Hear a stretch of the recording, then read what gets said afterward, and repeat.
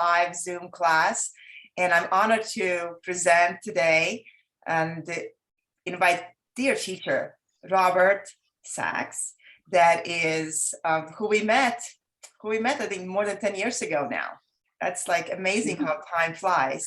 And this is our fabulous group. If I would suggest that everybody just gonna give a very quick high five and say the name and where you're at. And then I will get the stage rolling to Robert to take over. The time is essence and we have a lot to share. Some of the basic details is please take notes, make sure you have your waters, mute yourselves. We leave the time for questions and answers towards the end so that the recording and the presentation goes smoothly. We promise every single question is going to be answered. There will be more opportunities to connect, and the recording will be sent with the additional materials after the end. So basically within the next couple of days. So no later by Tuesday, we'll get you all straight away and kind of share the information that we have. Okay. So Elita, in terms of time, I mean, I can just look and everybody's name pops up, so I don't need anybody to kind of introduce themselves, really. Okay. And if people want to later on, with respect to if they want to do a questions or a consultation or something like that and want to explain to me more about who they are, that's fine. But there's 90 minutes, so let me just get on with it. 9:08. That seem all right? 9:08. All right. So first of all, thanks everybody for showing up from so many different places. Some of you have studied 9-star key through either in Europe, maybe in the United States. There is any number of systems that are basically the same, but with their own cultural spin. So the name that everybody learned in the macrobiotic community in the early 70s was 9-star key. But then you find out that with respect to Chinese culture, it was 9-house astrology. Some people wanted to coin it as being feng shui astrology because it was a way of drawing a distinction between regular astrology and what is done in this particular system. The Tibetans had this system as well. It was called the system of Mewa. That's M-E-W-A. And Mewa means birthmark. And the idea was that these birthmarks were things that had to do with constitutional, sort of like very strong traits that really didn't change all that much. It's very similar with respect to both the Chinese and Ayurvedic traditions of there being a constitution and a condition. The constitution has more to do with the year you were born in. Also, though, what some people do not know is that this system, everybody looks at the idea of the Lo Shu or the magic square, which I think all of you are familiar with. And the assumption is that, again, this must have come from China. And again, it had its Japanese variation. Well, I want to show you something. This is a sandal. And it's a sandal that is put on, it's the sandals of Shiva. And they are put on shrines. And if you look very closely, if I can get to it, you'll notice a square in the middle. And in that square in the middle is the 5 and all the numbers around it like you're used to. So with respect to the primacy of who started this when and who can have bragging rights on it, it's kind of like we all got it. And everybody has their own cultural variation on it. And again, in terms of what's taught in some of the systems in Europe, for example, with John Sandifer, Simon Brown, there's some differences that I hold to, as well as my friend Rex LaSalle. Now, one of the things that's never really discussed all that much when you study feng shui or astrology, because we all want to believe that this is the answer to life, or we're going to get a lot of good answers from it. And I want to say that from the standpoint of my own Buddhist background, you have what's called ultimate truth and relative truth, or absolute truth and relative truth. And absolute truth has to do with the transformation of what are called the three poisons, which I've talked about in classes, the idea of ignorance, attachment, and aggression. Those three poisons they're called, because we don't understand, we think we know what's going on, and we get annoyed with anybody that disagrees with us. Okay, so that's ignorance, attachment, and aggression. And those are the things that every spiritual practice is intended to transform into its more enlightened qualities, which is spontaneous joy, an unlimited mind, and a body that has limitless potentials. That is the transformation of these poisons. But then with that, you have what are called relative dharma. And what relative dharmas are basically things that help along the way. So for example, feng shui or geomancy. There you are. That's one thing to talk about in a moment.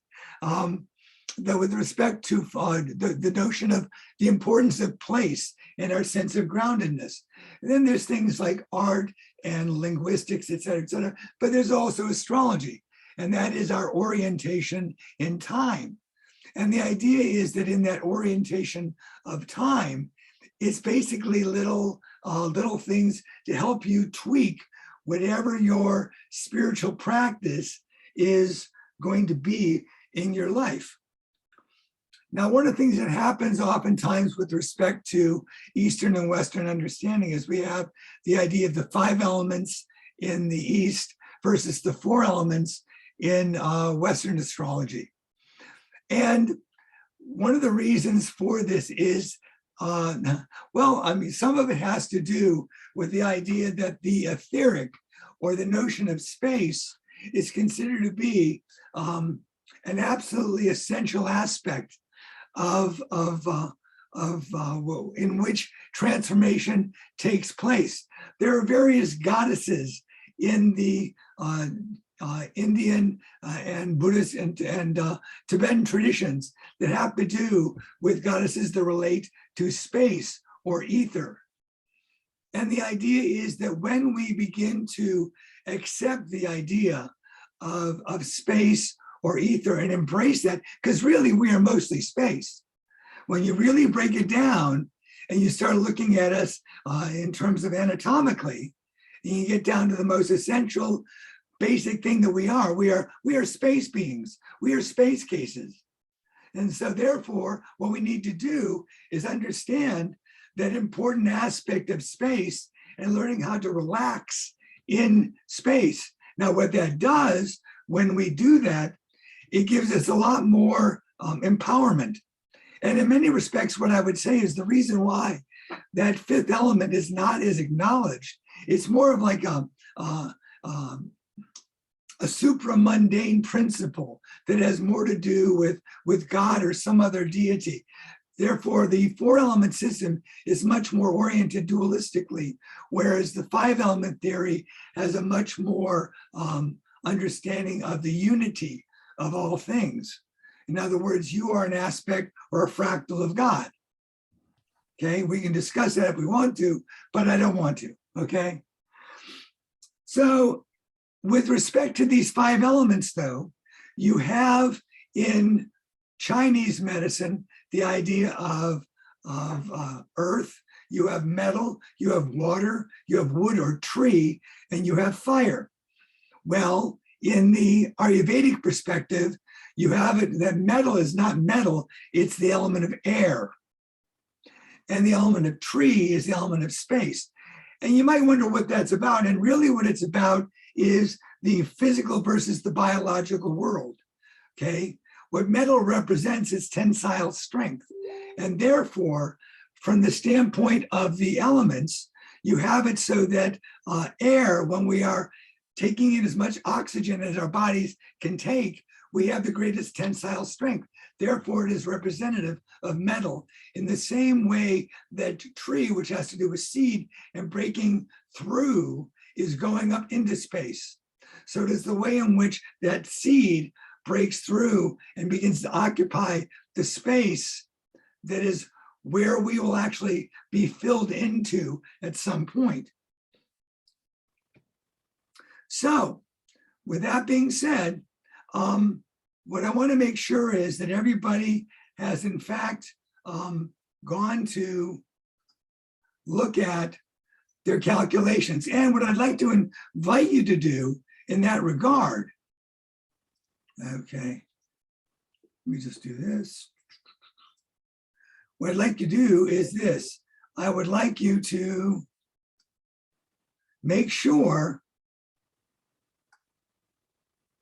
okay, to make sure you really understand how to do the calculation. Oh, that goes very fast. Wow. Okay, then we're on this one.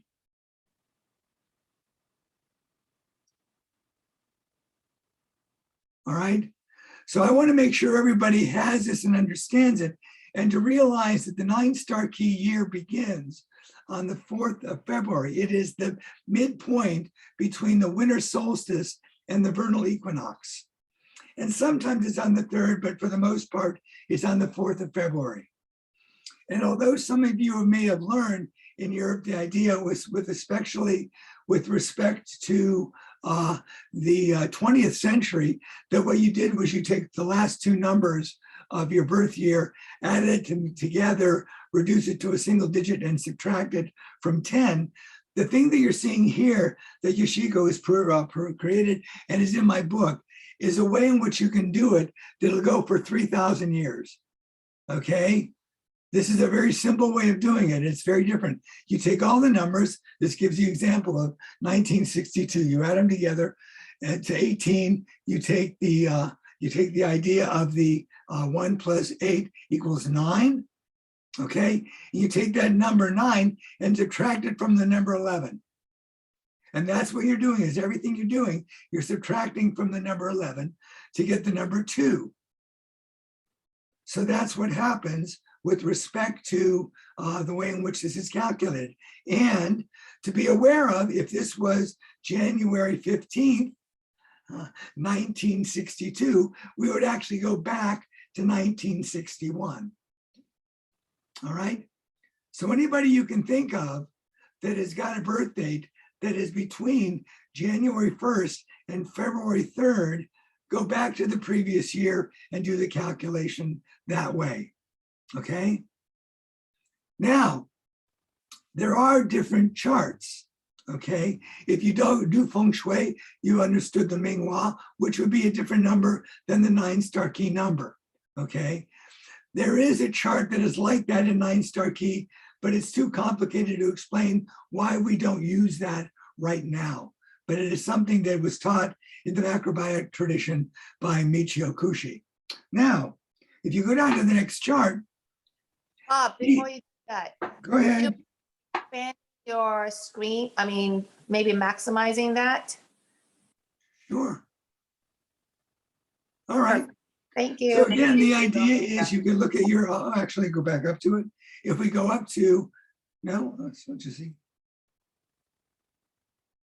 This goes awfully fast.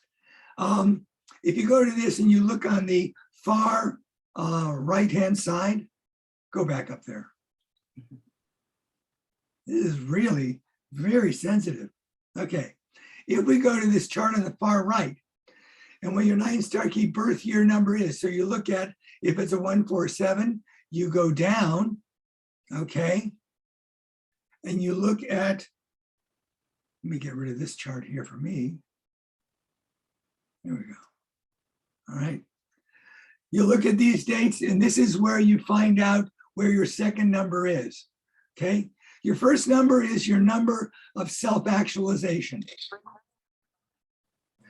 Your second number has to do with pretty much the first 18 years of your life for the most part, but also anytime your stress levels go up, usually the emotions that are related to this particular number are the ones that come up. So that's why we have that second number. And it'll give you, for the most part, other than people that are 1, 1, 2, 2, 3, 3, or 4, 4, like Yoshiko, if you have the same number twice, that gives you the same number to look at for both your self-actualization and your emotional life. But this gives you a kind of distinction and explains why. And there's a Buddhist saying that says, don't be consistent, because in reality you really can't. You really can't be the same all the time. And then these numbers are changing in time anyway. Okay, so if we look, all right, let me just get back onto this. This is what if you take your primary number and find it in the center of the square, this is what your birth chart looked like when you were born. Okay, so you would be, if, for example, that person in 1962 was a 2 Earth, and so the 2 would have been in the center here.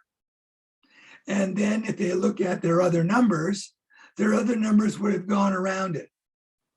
Okay, so for example, Adele, one of the things you looked at, and we'll get into this when I teach later at some other point, but for example, you said you were 7, 9, and 3.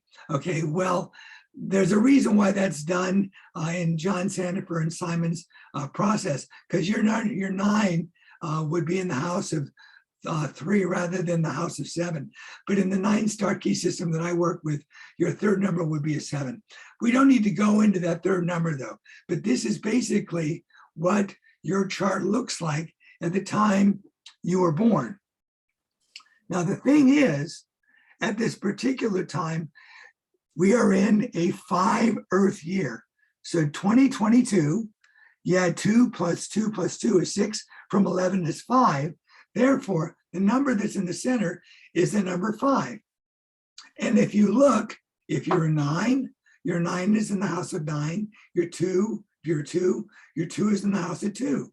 The 7 is in the house of 7. The 6 is in the house of 6, etc. That's what goes on.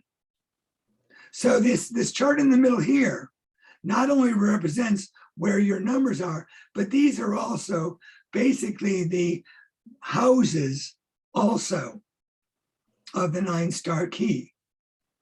The houses don't change. Okay, the houses do not change, but the numbers that go into it do. It just so happens that in this 5 Earth year, your second number is in its own house. Your primary number is in its own house rather than being in the position of 5. When you were born, your number was in the house of 5. And there's a relationship between the earth and your element, your number, that would tell you a lot of things about your relationship to the earth, okay? Now, the thing about this is that I was talking about this with respect to the importance of the number 5. When you think about it, what's very interesting is, well, actually, I'll get back to that in a little bit, but I want to put us, because when we were talking about, Alina was joking about me being at the speed of light in terms of the blur that is behind me. The thing is that there are certain facts about us that really, I think, explain the usefulness of this in the context of the universal forces that are upon us. So when you realize that our Earth is rotating at 1,037 miles per hour, that our Earth's speed around the sun is 67,000 miles per hour, that our solar system is moving around the Milky Way galaxy that we are in, which is one of billions of galaxies, at the rate of 514,000 miles per hour. And then on top of all that, you've got the fact that our universe is expanding at a phenomenal rate.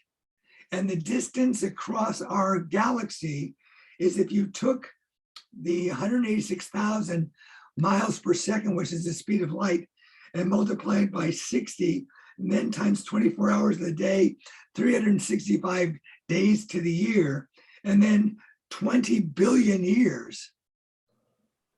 That's the width of our galaxy, and it's expanding. So when a Zen master tells you you can't step into the same river twice, it's not some kind of airy-fairy, enigmatic statement. It is a reality. And therefore, where we're starting this conversation certainly is not where we're ending any sentence that I'm saying. Now, the thing is about this particular chart, this chart here, and why it's so significant in terms of the number 5, and why, I mean, we have, in terms of what is considered to be the essence of everything, is talked about being the quintessential. What is quint? It's 5, okay? If you look at 5 in the Tarot, it's the Hierophant. It's the priest that is a representative of God. Well, guess what? In terms of that 5 in the system of 5 elements corresponds to the planet Saturn. Now that may seem kind of heavy. Saturday, by the way, is a Saturn day. So here we are, preparing on a Saturn day. So what is Saturn about, really? Saturn is basically sort of like responsible for making sure that we're doing what we're supposed to be doing in this creation. That's the job of Saturn. It's not to punish people, with a bad day. It's really like, well, how much are you really self-actualizing? What are you doing? So that 5, it's interesting that it is in the center. It's in the, in terms of the Lord of Destruction, Shiva. So on the bottom of his sandals, there he is, reminding us of the fragileness of life. And therefore, the idea is that this is a map. This 5 Earth is a map to how do you manage this life? How are you going to fulfill what you need to do? So what I'd like you to think of doing as we do this is, I want you to imagine that you're in the center of a mandala. Okay? You're in the center of a mandala. And the top to bottom, the axis mundi of your body, which by the way is at 23 degrees, which is like the axis of the planet, and 2 + 3 is 5. Okay, so we have another 5 connection along this axis mundi, which is what 5 is. When you look at oftentimes people will say, well, 5 represents the center. That's a rather inaccurate way of portraying it. It is really the axis mundi. It is the zenith and nadir around which all of the other elements revolve. So it's interesting, you'll also notice the north is in what we think is the bottom, which we think is the south, and south is in what we would think is the north. And the west and east are in the wrong directions as well. But if you are to have it so that you imagine that in front of you is the south and the back is the north. North represents in terms of the element of water, and has to do with kidneys. Okay. So what we do is we have the north behind us. We have the south in front of us.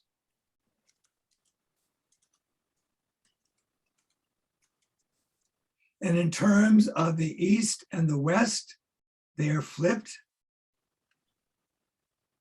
Our liver and gallbladder are in the east, related to liver and gallbladder. The west side, we have the descending colon. So I want you to imagine that you are surrounded by these elements. Now, the thing I want to do, and I'm going to reduce this for a moment, All right. Yeah, I want to do this. Progress. for a moment. Oh, come on. Doesn't want me to do, that's fine. So most of you are familiar with the symbol of the Tao, right? Which is the circle with the two tear shapes. And in the white side, there is the black dot. And in the black side, there is the white dot, okay? And very often, what we're looking at in terms of these various numbers, in the I Ching, each one of them would have a trigram associated, with the exception of 5. And oftentimes 5 is represented by the Tao. Now, the thing about the Tao is that it embraces or embodies all other elements, okay? In terms of yin and yang, there's a little bit of yin in every yang, there's a little bit of yang in every yin. That's why we're all on the spectrum, folks. We all are on the spectrum, okay? It's just a matter of degree. But we have our male and we have our female sides. And in many respects, this 5 Earth time period makes us look at every single aspect of what's going on with us. And the reason why it's so challenging, why the number 5 is so challenging, it's very interesting. If you go back in history, at least in terms of American history, you think of 1941, World War II, 1914, World War I, 1950, you have the war in Korea. 1968, you have the Tet Offensive. But if you go back through various 5 Earth years, you will find that they're rather tumultuous. They're challenging. And the reason why they're challenging is that every single number is in its own house. Everything is very raw, okay? Everything has to be looked at very closely because that's what 5 Earth demands. Now, the problem is this. What happens for most people when you sort of like put them under the microscope, they would just as soon go somewhere else. They would just as soon blame somebody else for their problems or whatever it is. Very interesting thing I just realized. My friend Rex LaSalle used to say, whenever you say somebody else is causing you a problem, and you point at them and say, they're the reason why I'm not accomplishing this in my life. It's my background, it's my parents, it's my job, it's my this and my that, whatever it is. And he says, whenever you look, there's 2 fingers pointing out towards the world and 3 fingers pointing back at you. So 3 to 2, you lose. Okay? That the greatest lion's share of what's going on has to do with you. Interestingly enough, 3 plus 2 is 5, which is the hand. Okay, so we got another 5, but we're looking at that 3 aspect being really 3 actually in terms of your creativity, your power. We'll talk more about that in a bit. But the idea is that what happens is, and this is something to expect in this year, that there will be a lot of projection. People will blame each other for what's going on. We can see it right now in terms of the lack of civil discourse that's going on around us. We want to find somebody responsible for COVID-19. If we finally decide, lo and behold, it is Wuhan or wherever it is, the reality is that we've got it and we need to do something with it. And there's other aspects of this in terms of this 5 and the aspect of it being an Earth number. There are a lot of Earth changes, and therefore 5 Earth has to do with a changing environment.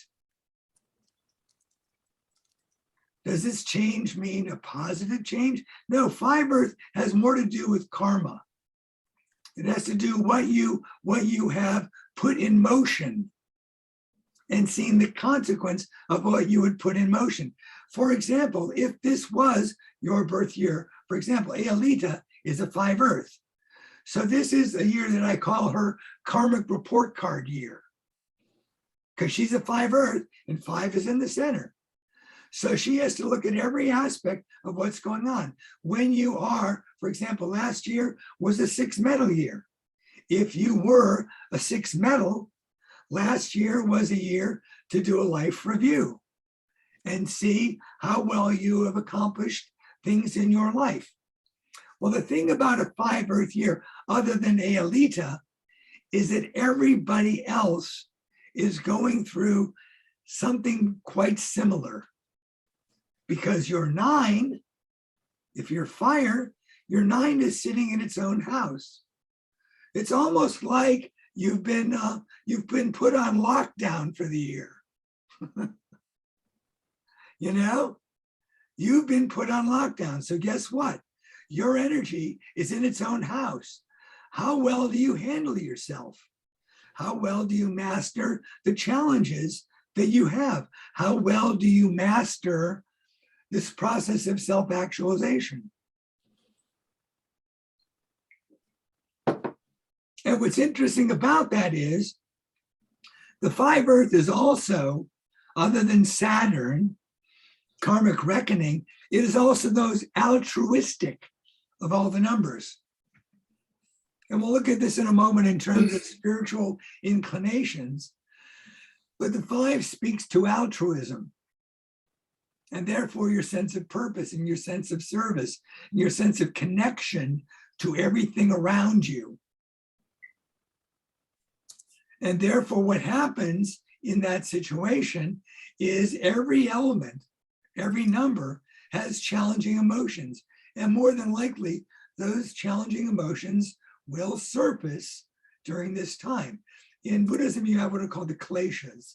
And the kleshas are basically defilements or emotions that cause problems. The thing is, they are just a mere, a masked version of wisdom. Every negative emotional state has a wisdom aspect to it, okay? So what we realize is, what do we need to do in terms of the different emotional states that we're in? We need to look at those emotions because they are staring us in a 5 Earth year. Everything is staring us in the face. Now, in terms of the overall picture that we're in, I'm looking at this with respect to, and this was something, I did a book called Wisdom of the Buddhist Masters. And it's very much, some of the predictions in it were in keeping with what's called the Kala Chakra Tantra, which is the wheel of time. Okay, that's what Kala Chakra is. And so the idea is that we are at a time period where we are coming to the bottom end of a mini golden age, which is why this information is available to some and not to others. But what's happening is that the opportunity to grab onto this information is diminishing. That this mini golden age began in 1956 or so, according to the Theravadan tradition of Buddhism. That we are actually in a dark age, but the first 100 years of a dark age has to do with sort of like a brightening, that what happens is the veil is very, very transparent. And that's what happens in a 5 Earth year. The veil is very, very transparent. It's very fine. And therefore, I mean, what we're looking at is, and last year had to do with historical things, but now what's going on is we're having more and more sort of exposés. This is the year of exposés, even our own. So what I want to do now is I want to go down to the next, okay. All right, so we know the element, okay, everybody has got it in terms of masculine, feminine, and basically talking about yin and yang. I'm not talking about sexual inclination or anything like that. You know, go again, it doesn't matter to me what your preferred pronoun is. We're just looking at yin and yang. That's all we're really doing. What's interesting though about 5 Earth, if you look at it, is the fact that 5 Earth has got both masculine and feminine, which means it is really looking at, it doesn't mean that you're suddenly going to become androgynous, but what it does mean is that Do you have a feminine side to yourself and a masculine side to yourself? And how well are you managing those qualities? Okay, in the Buddhist tradition, you have the idea of wisdom and skillful means. Wisdom is related to women, skillful means is related to men. If you don't have enough wisdom and you're trying to do action, you end up with fascism. If you have no action to wisdom, you have nothing getting done. So there's got to be a way in which, how well are you balancing your wisdom in relation to what your activity? And therefore, that's why it's important to understand this kind of quality that this 5 earth has compared to all the others. Now, in terms of your spiritual nature, these are pretty much primal, okay? So in terms of your number, I want you to look at these different qualities. Look at these different qualities, and what you're doing is you are trying to see how these fit into how you see yourself as a spiritual being having a human experience. So for example, if you are a 1 water, you are the more ponderer. Interesting, the idea of pond and pondering, and the idea of the philosopher, letting ideas come in and they reflect and they come back out and they take time in that way to come to deeper conclusions. The 2 earth aspect, who is a very, very empathic. That's how you connect. You connect to what's around you and you feel what's around you. And that is your best source for the spiritual transformation, is staying close to that empathy, that empathic quality that you embody, which, by the way, in terms of empathy, usually means, especially in terms of the 2 earth aspect, there is a quality of basically sadness that can be there. In terms of 1 water, I would say the issue to look at is looking at your cautiousness and your fears. That's what you need to transform in terms of working with your spiritual nature. With 3 tree, you have the idea of the mystic, okay?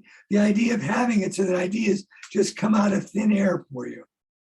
And connecting to space, which is very, very important. And what happens in that is the thing that blocks that the most is anger and frustration. That's what gets in the way. Now, 4 is also a tree element, but it's different from the mystic. It is the dreamer. And the dreamer is different from someone who just is having a great hallucination. A dreamer is able to look at what's going on and seeing what the potential of it is. And its illusory nature, which doesn't necessarily mean that it has to be illusion or fantasy, but it's connecting to that illusory nature, okay? So the idea is, what am I thinking? It'll come to me later on, okay? But the idea of essentially the illusion of separation that we have. And that's what we're trying to transform in terms of the 3 poisons. We're trying to transform those things and getting rid of the illusion of separation. And the dreamer is able to connect with that. The 5 earth is the altruist, okay? What they do is their whole quality of how they grow is through service, is through extending themselves. And it's in a rather, as opposed to the 2 earth is empathic and the 8 earth is another earth aspect. It's more pragmatic, but there's more of a feeling. The 5 earth is more stoic. There's a stoic quality to the 5 earth. And the 5 earth, his greatest fear needs to be aware of becoming cynical or sarcastic about things, okay? The 6 metal person, this is someone who is intuitive. Now that doesn't necessarily mean that it's like the mystic. The intuitive, because it's metal. Metal is a very, very tangible quality. So with that intuition, it is looking at what's around you, being able to assess it at a deeper level, to intuit what things mean and how things need to be taken care of. Sixth metal in terms of is oftentimes the CEO of a corporation, or that's what it represents. But intuitiveness is not just coming up with things out of thin air. It's definitely got some kind of historical awareness that is there. Then we have the softer side of it. That was the more masculine side of the sixth metal. Then you have the seventh metal, which is the metaphysician. This is occult information. This is energetic information. This is looking at those kind of less seen connections to things. That's what the seventh metal is. That's what feeds the seventh metal. That's what nourishes the seventh metal, is seeing those more behind the scenes type of connections. Now, with respect to, and I didn't mention this for sixth metal, the thing to be aware of getting is too much black-white thinking. It's either this way or that way, and getting really argumentative in that way. For the metaphysician, the thing that gets in your way is being wishy-washy, where everything's okay when it's not all okay. Usually what ends up happening is the seventh metal says everything's okay, it's okay, it's okay, I can't stand it anymore. And then they have to get out of it. So the seventh metal needs to be aware of that wishy-washiness. Things do have their own time, but you have to be aware of procrastination. The eighth earth is the pragmatist, okay? That's the in terms of the trigrams of the I Ching, relates to the idea of the mountain. Looking at how things need to get done. It's very rooted in the earth. And therefore, what an eight earth person wants, rather than the two earth person says, how do you feel? The eight earth person says, what can I do for you? So it's like coming up with pragmatic solutions. And it's very, very strong sense of devotion. There's a very strong quality of the eight earth. The nine fire is the, the nine fire is the clairvoyant. It's sort of like things sort of like are there that other people don't see. But for the fire is like looking at something, and it's like you see the shadows of what's behind things. And therefore it gives you the nine fire the ability to be able to perceive what is there that other people do not want to pay attention to. The clarity of the voyage. Everything's there, but a lot of people just don't want to see it. And the nine fire people do. The thing is, though, what gets in the way of the nine fire person is being extremely naive.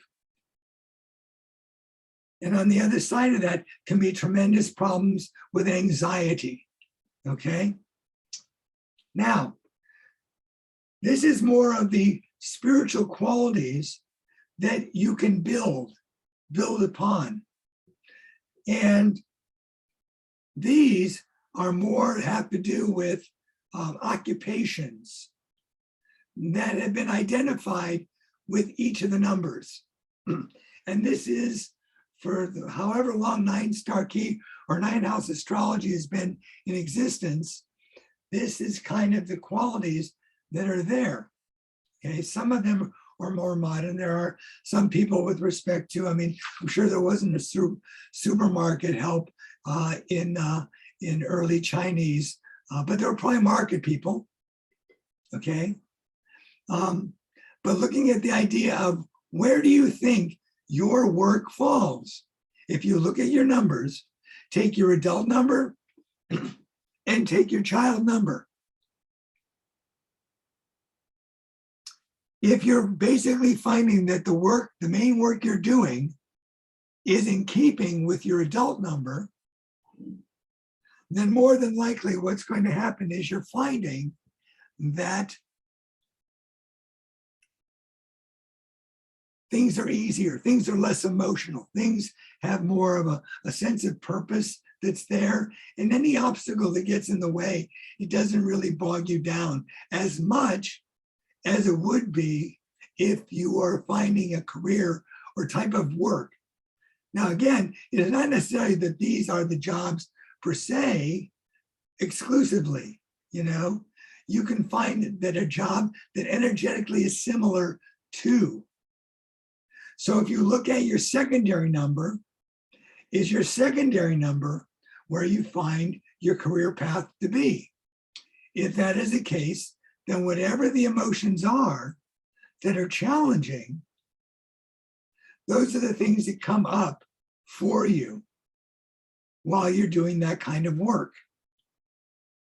Now, there are all sorts of reasons why people will choose either to embrace in terms of their spiritual qualities and their sort of like their work in the world, their adult number or their child number. It can be the way in which the elements relate to each other, which is again a whole other class, as well as influences of people around you with respect to elements. So it can be that you have chosen a career in the child number simply because of the fact that that's the one that your parents were encouraging you to do. Or that your child number was more dominant in your life for any number of reasons. And so it seemed logical for you to want to do that. So I just want you to consider these particular careers and this spiritual orientation when we go to, all right, we're looking at this particular year. Obviously, we're looking at that one in the middle and where everything is, where your 2 is in your 2, your 7 is in your 7, 6 is in the house of 6, etc. So now what I want to do is I want to talk about these things in relation to the houses. So the 9 is in the house of 9. Now, sometimes in feng shui, they talk about the idea of 9 being about fame. It's a very, very limited way of understanding it. It has more to do with exposure, okay? So therefore, the idea is whatever's going on, that's what's being seen. That is what is being seen. So if you want to be seen, that's great. If you don't want to be seen, you're seen anyway, okay? That's what's going on. So if you're a 9 in that, what you're looking at is all those qualities that relate to the 9 fire personality. Someone that is a networker for other people, someone that helps other people make connections with things, someone who is relatively naive and forgiving, someone who a lot of things get attracted to. I guarantee you, if you have a 9 fire, whether it be an adult or a child quality, chances are what's going to go on is that aspect of who you are is going to be noticed. Now, how do you work with this best? So I talk about meditate facing the south, okay? The south relates to the element of fire, and therefore that's where the energy of fire can be worked with best.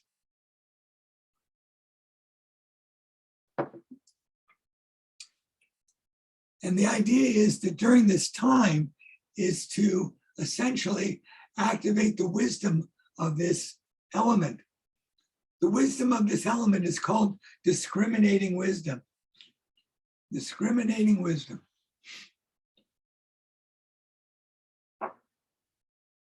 But at the same time, the mantra that's used is the mantra, and I'm putting these in here if you want to use them. I mean, I'm not saying that this is a class on Tibetan Buddhism, but these are useful Sanskritic words or mantras to use.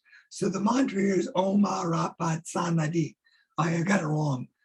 Oma Rapat. That shouldn't be TRA. It should be TSA. I apologize. Oma Rapat Sa TSA. So I apologize on this. We'll have to correct this when we send it out. So it's Omarapa Sa, TSA Nadi. And that mantra is the mantra of the Bodhisattva Manjushri, who's considered to be the source of feng shui as well as astrology. And the number 9 is the most heavenly of all the numbers. And it relates to fire, and fire is actually quite sensitive. Fire is conditioned upon the fuel that helps it to burn.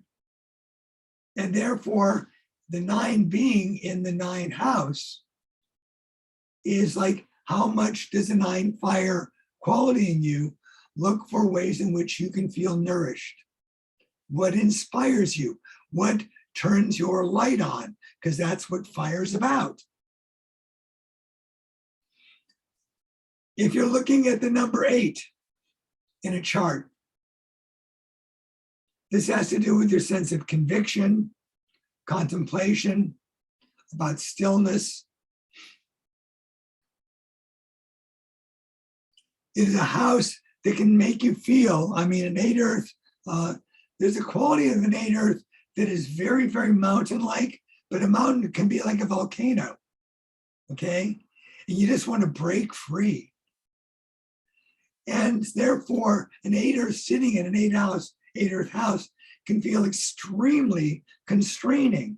So if you have an 8 earth aspect in terms of your career, it may just be that there are certain constraints that are going on with respect to your career that you wish weren't there. 8 earth, by the way, in terms of finances, has to do with needing to be very frugal and mindful about expenses, being very, very cautious about how you spend, because there's a tendency to want to throw all caution to the wind and say, oh, the hell with it, let's just do stuff. If your 8 is in the 8th house for this year, this is not a time to gamble. This is not a time to take sort of like unreasonable chances to say, oh, what the hell, let's see what goes on. The reason why it connects to the mantra of the historical Buddha, Om Muni Muni Ma Muni, Shakyamuni Yes So Ha, is that the Buddha's mantra has a grounding effect. Okay? The Buddha made what was called the earth witness gesture, that the earth was a testament to his awakening.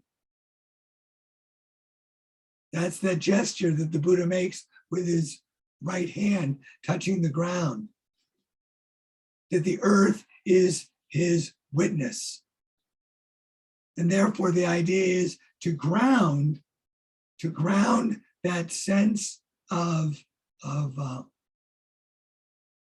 wishing you could make it different, but you can't, and connecting to the contemplation. This is a particularly useful mantra to have. For people that have a 7, again, whether it's your adult or your child number, this is basically, in terms of career, reflecting on your fruition, your fruits, okay? In terms of your emotional life, trying to see the positive in things, trying to connect with that.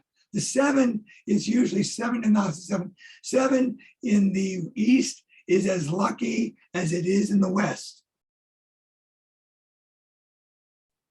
And therefore, the idea is to stay focused on appreciation of those fruits, okay? And seeing what arises as a result and looking at it closely. The meditation direction is looking to the West. Westerly direction to focus on. And the idea is for I mean, I think everybody here is a woman, looking at the protectoress Tara. And this is the mantra for Tara, Om Tara, Tu Tara, Tereso. Now be aware of this. Although we are talking about people that have these as primary numbers. Either they're primary or they're secondary numbers. It is going to be the case that because every single number is in its own house, every one of these elements, we have all the numbers, we have all the elements, they're all there. They're all tertiary and they're fourth and fifth and sixth in priority, but they're all there.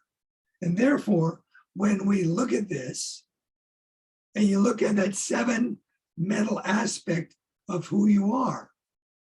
And again, I don't want to go too much into the descriptors of these as much as saying that if you see, if you're wanting to connect with the fruits in your life and develop greater gratitude and to stabilize those things in your life, and to have it so that those things in your life that are of value that you cherish, then this particular mantra, Om Tara Tutaret Tare Soha, is a useful one to work with. One of the things my wife and I have been doing, we were told to start doing it by a Tibetan doctor, is prostrations to Tara every day. We do 21 prostrations to Tara, which is great to help your peristaltic action. It's great for your digestive system, but it also feels like you're connecting to that earth element and that female protectus. It's literally laying yourself out on Gaia. That's what you're doing. When you look at 6, the number 6, this is connecting to the heavens. This is the primordial father number, conditional support. And so if you have a 6 metal in your chart, be it an adult number or a child number, how do you preserve what you have and how do you make it so that you feel supported in being connected to those things? And the direction that you're looking at is to the northwest, and you're talking also about longevity. So for you as a practice in general, doing those things which you know will support your longevity, whether it's diet, exercise, et cetera, the things you know that are not damaging to that 6 quality.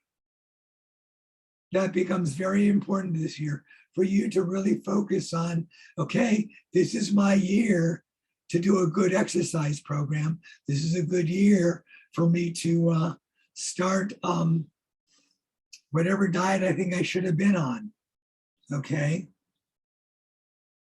And there's other aspects too in terms of what's very interesting about the Northwest and preserving what you have and connecting with heavenly forces. There's a mantra that's here, which has to do with longevity. Om Amrita Ayurdhati Soha. It's there. But one of the things that's also done in Tibetan Buddhist practice is preserving the life of others, giving others longevity. One of the things I have done periodically, knowing that crickets are just fed to reptiles at pet stores, I go in and buy 100 crickets and just take them outside, let them go for a walk, okay? When I was in the Bay Area, this one particular Tibetan Lama, we would raise all this money on these practices, and he would go down to Chinatown and buy a bunch of turtles that were going to be turned into soup. And he would put them in the lakes around San Francisco. I don't know how much the Parks and Rec liked that idea, but that's what he was doing. He would just get a box of like 10, 15 turtles, and we would do turtle lunches in the various lakes and ponds around San Francisco. So I don't know if we actually became a public nuisance or not. But in terms of longevity, it is said that the idea of there it is, 6 is kind of like the king. The king has the ability to bestow life, to grant life to others. And therefore, it's very good for 6 metals to focus on this. 5 earth, we've talked about quite a bit. It's about, again, it's about resourcefulness. And really, this is a general reflection for everybody, which is also why connecting to the earth, connecting to what's called your inherent basic loving nature, and thinking of the mantra that's connected to the Sakyamuni, these 2 different variations on this Shakyamuni Yaswa, the same mantra. But using this mantra as something which just helps to generate that altruistic spirit. Okay, that's a real important aspect of, it's very much of what I would say, considering the idea of the Hierophant or the Pope as a representative of the Christ, and the idea of turning the other cheek. This is definitely a year to turn the other cheek as much as you can, in terms of, because people are going to deal you crap because they can't stand themselves. That's what's going on. That's mostly why people give you garbage, is they're not dealing well with something that's going on inside you, inside them.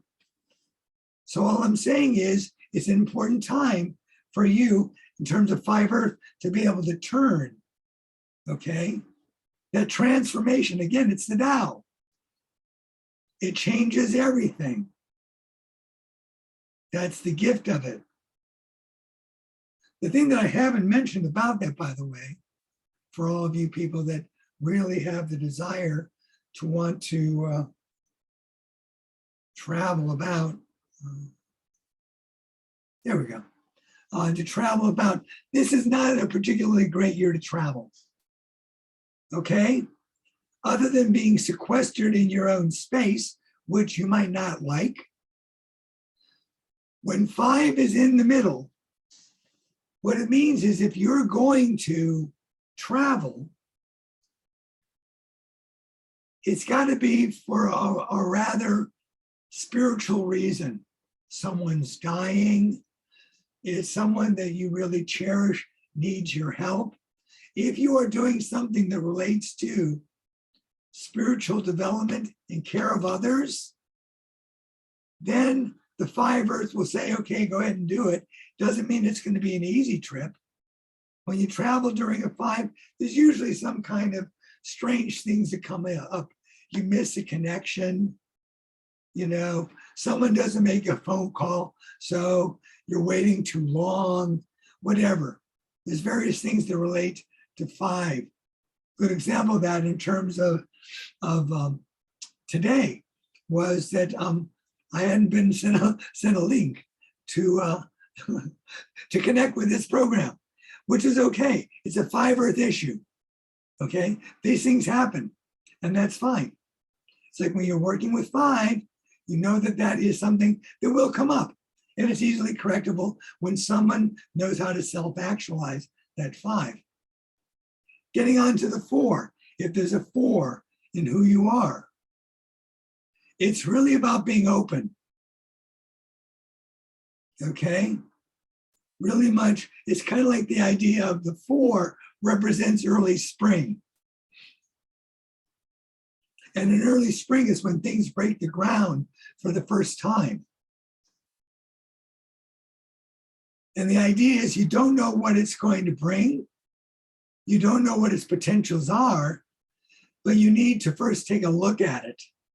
Openness to what the world offers and see it. You do this, the meditations are facing the southeast.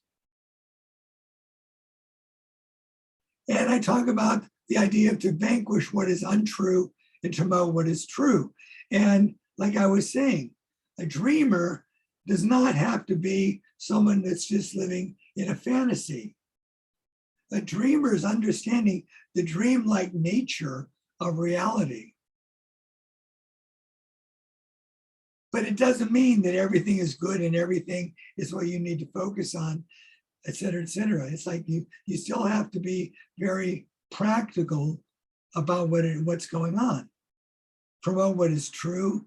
Look at what is untrue, things that are not useful.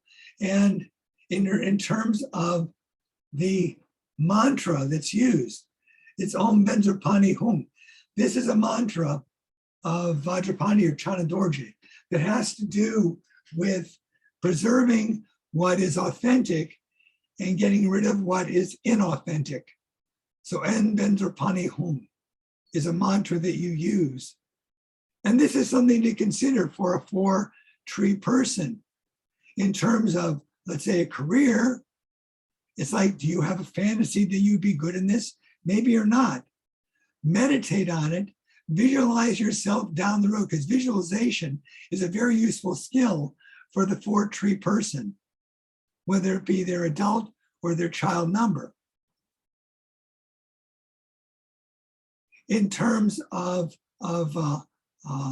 what's going on in the emotions of a 4-tree, sometimes things look as if they're real, when in fact they're just fantasies. And the use of this mantra, Om Benzarpani Hum, is a great way of just basically helping to dissolve what is not useful. If we look at the number 3 tree, okay? Sources of inspiration. If you are a 3, you look upon your ancestors, you look upon your mentors, you visualize them being with you. You look to the east and you work at clearing obstacles in your mind. It was very interesting. And this hasn't happened for a while because I think this is maybe the second Zoom class I have taught in this whole lockdown. And at the same time, Melanie and I don't do any, we've done one in-person class. And so kind of out of practice with it. And so my mind was racing in the middle of the night, okay? Where suddenly the space of my sleep was occupied with tons of thoughts, of concepts. The mantra to basically clean concepts out of your mind is this mantra here, Om Bendra Sata Hum. Om Bendra Sata Hum. It is a shortened version of a very, very long mantra. It's a mantra of what's called Vajrasattva, okay? Dorja Sempa. And really what it's about is, it just clean sweeps concepts. Om Bendra Sata Hum. If you lie there and your mind is racing, just do Om Bendra Sata Hum, Om Bendra Sata Hum, Om Bendra Sata Hum, and suddenly you'll find that whatever the thoughts were, it's like what you're doing is you're adding this, it's basically the mantra of diamond mind. It is literally making it so that the mind once again establishes its own pristine nature, its more diamond-like nature. So this can be useful. This is also useful not only in terms of career, but also in terms of the emotions of anger and frustration and hostility that come up in the mind of 3 and 4s. Those are the mantras of that, those are the moods of the tree energy.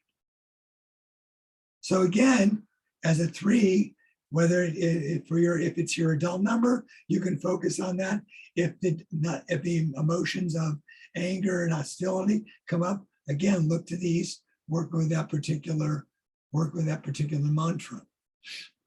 The other thing, by the way, for anger, which is very, very useful, is the idea of beauty. Make things beautiful around you. If you find that your mind is really feeling very congested, because what happens is in that tree-like energy, sometimes what happens is the emotion of anger or frustration gets so tight that it's hard to let it go. And the way in which you can let it go is with beauty, which is actually a 7 metal quality. So you're using the element of metal and you're finding something beautiful. And that beauty, monks used to say, put flowers on a shrine or bring somebody a gift, something like that. One of the things my son once did when he had a really horrible illness, in order to clear his illness, he decided to make cookies for the family. And suddenly, as he made cookies for the family, and that generosity made him get healed very quickly. That's what he did. In terms of two Earth, it's a primal mother number. It's all about cooperation. It's especially if you are a 2, professionally, you're looking to the aid of other women around you. If 2 is your secondary number, it is basically learning how to be more expressive and learning how to work in yourself on seeing what is enduring, what is useful, rather than worrying about short, petty things. Go to those things which are more enduring and important. So what things do you feel an unconditional love for?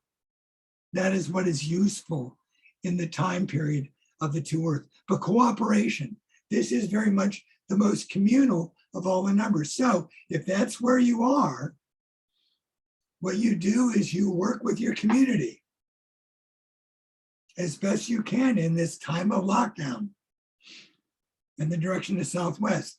Again, I'm going to have to get with with Yoshika about this. This is again the mantra of the historical Buddha. So it's Om Muni Muni Ma Muni Shakya Muni Yesoha. I just forgot that Shakya Muni Yesoha.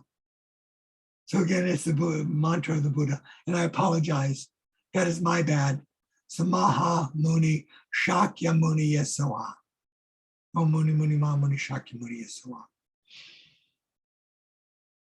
And finally, the number 1. The number 1 is in the north. If you have a 1, you're a futurist. Not only are you philosophical, but you reflect on what's gone and you ponder what could happen next. Where is your life flowing?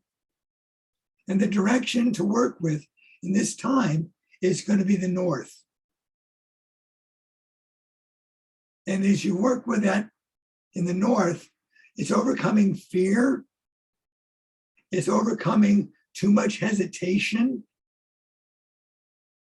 At the same time, for the person that is the 1 sitting in the 1 water, these kind of things that you are looking at will not change that much this year at all.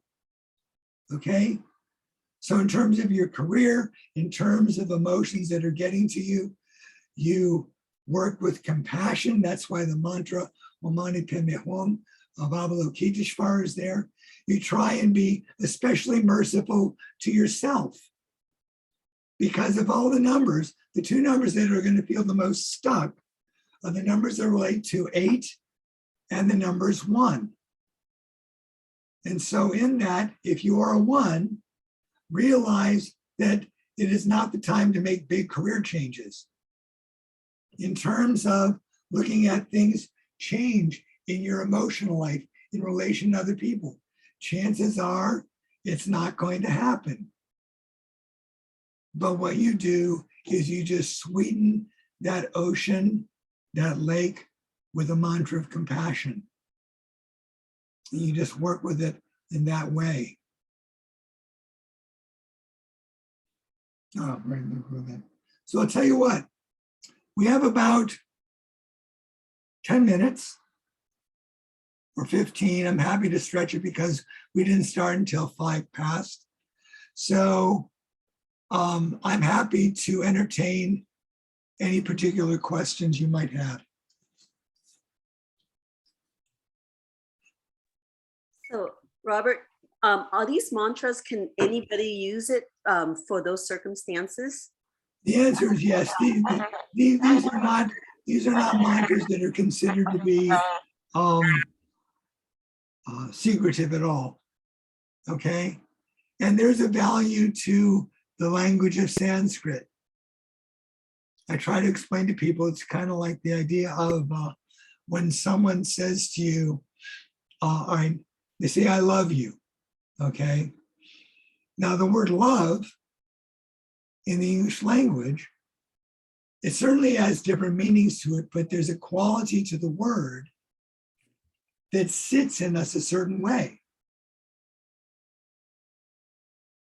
So if someone says, I love you, all right, you can ruin the moment if you want by saying, well, what exactly do you mean by that? Or you can just ride with it. And Sanskrit is like that. This is the Tibetan version of Sanskrit, but it works. First class is almost over. I cannot believe how time goes fast so quickly. And Yes. the opening to the questions right now and having the final thoughts on Robert's presentation. So I just want you to be here to experience. I'm very excited. Where are we? Where are we? Where are we? What's going on, Elita? Okay. Hi. So I'm going to exit my stop my share. Here I am. All right. So I can answer questions. So hopefully that was an answer to that one. Yeah, that those mantras that I've just shared with you, yeah, you can use those. Yes, I And have a you question. can look at them. You can go online and look at the background behind them, and it'll give you much more of an understanding of the energetic and the history behind them. Yes, Bob. Yes. I have one question. I missed the part where you said if the number doubles, like 1 and 1. What does it mean for child and emotion? What it's usually going to mean is that there's very little transition in the emotional life between the young years and elderly years. Okay. Therefore, although, of course, a psychologist will always say that you have to look at the past in terms of significant relationships, and that's always true for everybody. For someone that's a double number, that's especially true. So suddenly it can be that you have an issue that comes up in your later life, and it looks identical to what you thought you had worked out when you were 5 and 6 years old, but it's still there. So Mhm. those things seem to linger longer. It also means, if it's a double number, that sometimes you just don't know when to stop. Like your energy is going in a direction, and because it's your self-actualization number, you think you're right on top of things, but suddenly you start getting bogged down into the emotions that are connected to that number as well. And that lets you know you've just gone too far. You know, does it mean anybody that anybody's going to be able to stop you? Chances are no. My wife is a double 1 water, and I'll watch her wreck herself in the garden. She'll just do it. You know, I'll look at her and go, you know, I think you've had enough today. I'm going to get it done. And then like 2-3 days, why did I do that? It's like, because that's what you do. If you're a 4, 4, 1, 1, 2, 2, 3, 3, it's what the number sort of like, it's hard to know when to stop. Yes, okay, thanks. Thank you. Thank you very much. Sure. Could I ask you, Go Robert, ahead. about when you were saying about your occupation, and if you notice that the occupation you're doing is more your child's number, is it advised to maybe explore that adult number occupations more? Are you kind of, I suppose, doing what you're here to do more if you do that? I mean, I think there's all sorts of factors. I mean, if you have the opportunity to do that, that's great. But it can also be that there are a number of emotions in your life that you just need to work out. And that's what's going to be there, you know? So to me, it's like, and therefore it can be fulfilling. It can be like, there's the California expression, it's all good, you know? And what I tell people is, well, yeah, sometimes it's good, and sometimes it's Lansing Boyle good, you know? So sometimes we just need to go through it, and it's a useful thing to do. Now, if it's really giving you a tremendous amount of grief and you've pondered and you have an opportunity, that transition might be, wow, that was really easy. I can't believe that. So if you have that opportunity, why not? But if it is serving and you're seeing a lot of transformation of your emotional life in that way, but know that if you're doing what you're doing is more in keeping with that secondary number, it certainly will be the case that career will always be emotionally laden.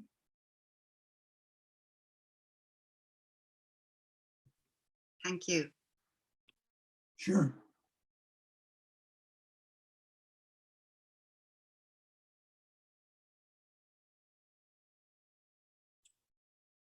Any other questions?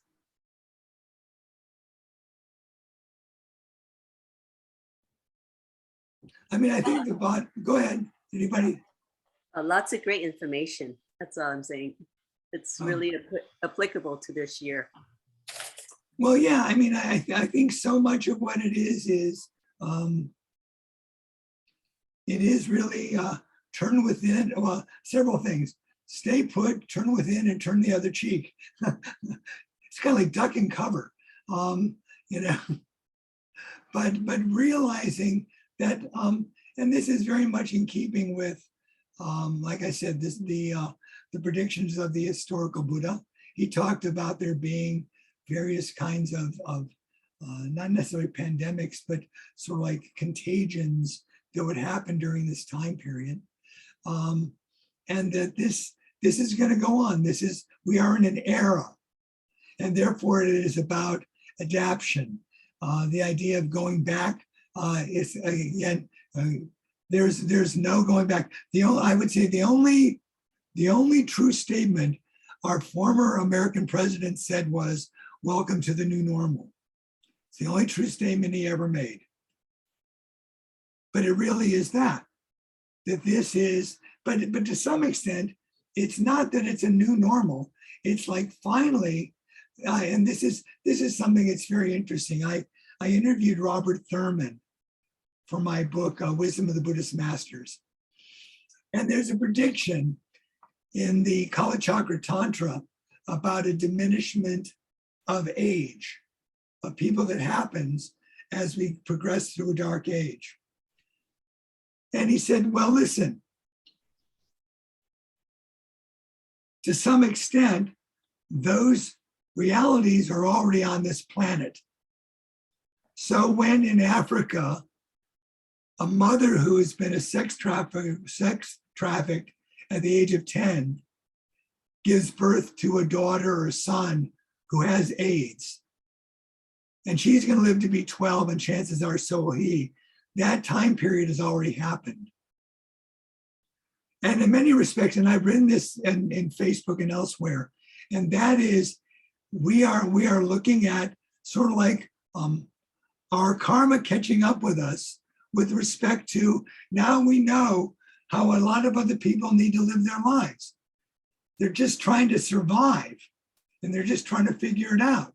And so many of us have suddenly come to the point, and this is another 5 Earth Saturnian thing.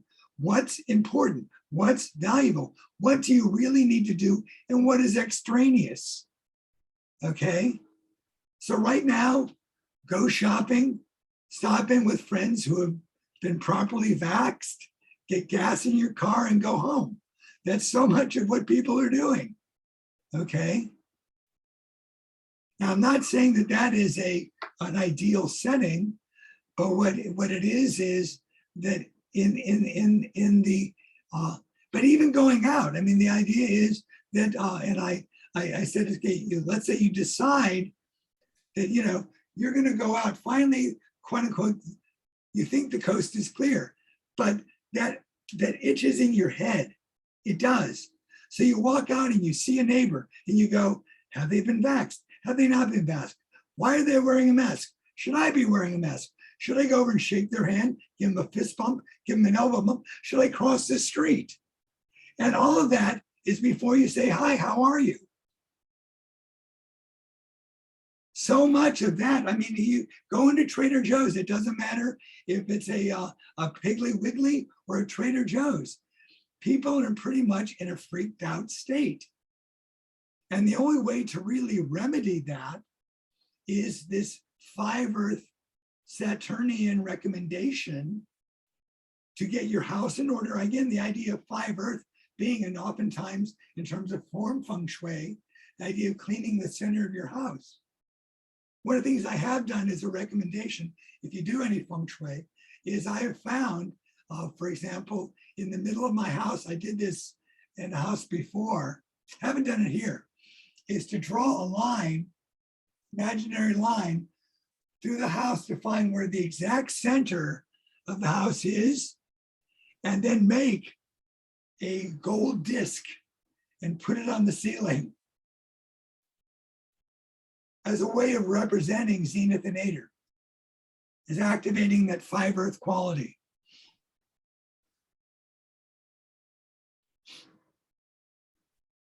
So in some ways, it's again, no one really looks at the 5 in a, it's usually a kind of an admonition warning type of way, but it's kind of like turning obstacle into opportunity.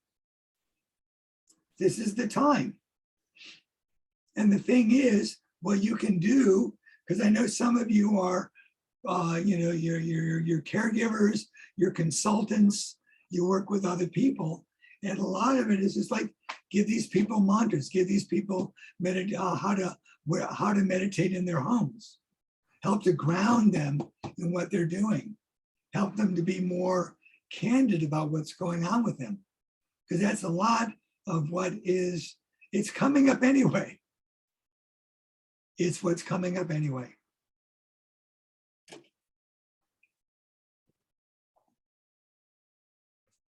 In the vastness of space. That's why that aspect of space is so important. And why, in fact, space is considered to be quintessential.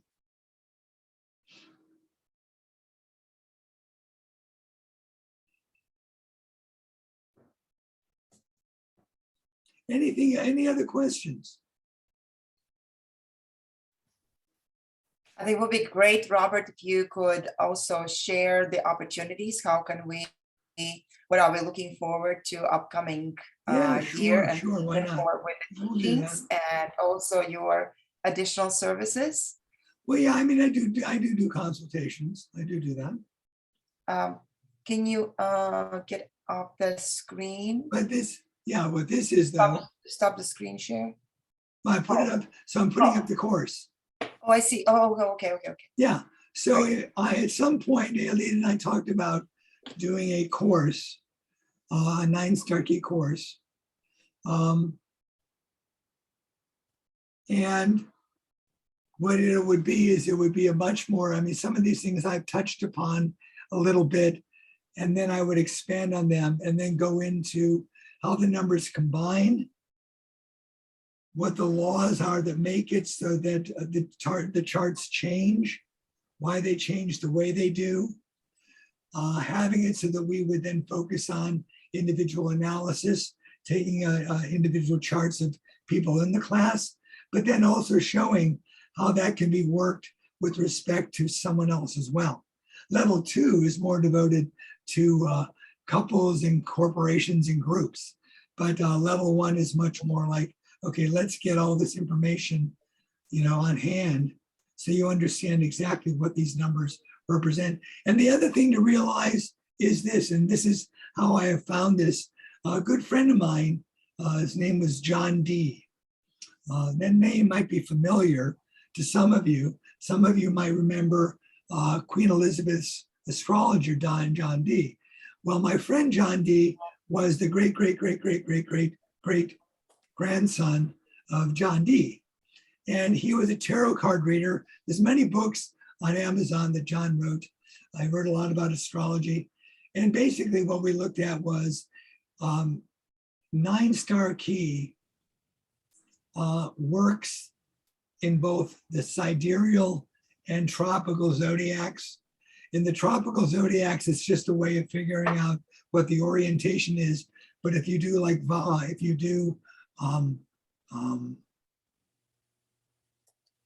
Jyotishes, the 9-star key is found easily simply because Shiva wants you to find it. So this will be happening sometime. Alita and I need to discuss when this is going to happen. More than likely, it'll be like over 4 Saturdays, an hour and a half every Saturday. And again, is this ideal? No, not really. But this is the world we find ourselves in. So I'll do the course like this at this time. If you want to do more with respect to an individual chart, just let me know. They're $150 per person. If you want to do a couple, they're $200. And we can do it via FaceTime, Zoom, Skype, whatever you want to do. I think that's the only thing I have to say, Alita, about Okay. self-promotion. All right, well, that's fantastic. So the information gonna be added to when with the link to the recording to the all participants of this particular class. So Robert's information, contact information, as well as the offerings, and we'll keep you posted. Follow us on Facebook, and there will be a new Zifeng International Feng Shui Academy. We'll call the Facebook group to follow, where we'll be primarily putting anything related to the school, all the new teachings, visitors, teachers, information related to the subject of how to practically implement and expand our knowledge in a practical application. So thank you so very much. I just assume if there's any more questions, if there's no more questions. The only thing I was going to mention is for Yoshiko is like, well, did you change those mantras as I told you? Yes, I did. I thought you would. So that's what you're going to be sent, is rather than the one that comes up in the presentation, when you get the PowerPoint, it'll have all the adjusted mantras. Yeah, Robert, you are in a good hands. Okay. Thank you. Thank you so much. Thank you. All right. Thank Have a lovely day, everybody. Thank you. Have a wonderful new year. All right, you too. Thank Bye-bye. you. Thank you. Bye, bye, bye. Thank you.